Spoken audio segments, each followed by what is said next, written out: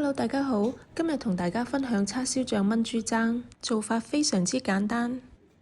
首先放啲薑同埋料酒，將啲豬踭飛水，之後撈出嚟洗乾淨，用廚房紙將啲豬踭抹乾，用保鮮袋將佢哋裝起身。咁而家我哋嚟調個醬汁先，叉燒醬1匙羹，柱侯醬1匙羹，海鮮醬1匙羹，豉油1匙羹，紅燒汁2匙羹。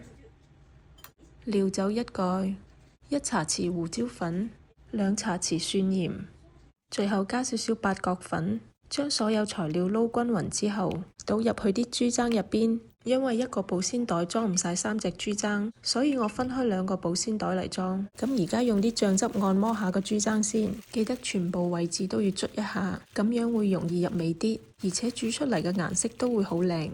按摩完之後就將個袋口綁實。將豬踭放入雪櫃醃過夜。溫馨提示，記得加多個保鮮袋，如果唔係漏出嚟又要抹雪櫃㗎啦。醃咗1晚嘅豬踭唔單止顏色好靚，而且夠晒入味。咁我哋而家加啲水，加半磚黃糖，同埋加啲薑，煲滾之後轉中火炆1個鐘，色香味俱全嘅豬踭就整好啦。滲少少蔥花先，係咪好想食呢？因為我醃咗1晚，所以唔使擔心上色同埋入邊夠唔夠味嘅問題。哇！我哋食飯啦！大嘅，好似dinosaur bones 係嘛？媽咪一陣切開俾你哋 ，OK？ OK。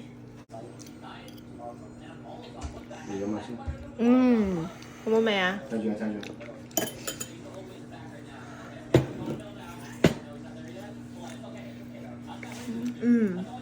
夠唔夠腍啊？好味係咪？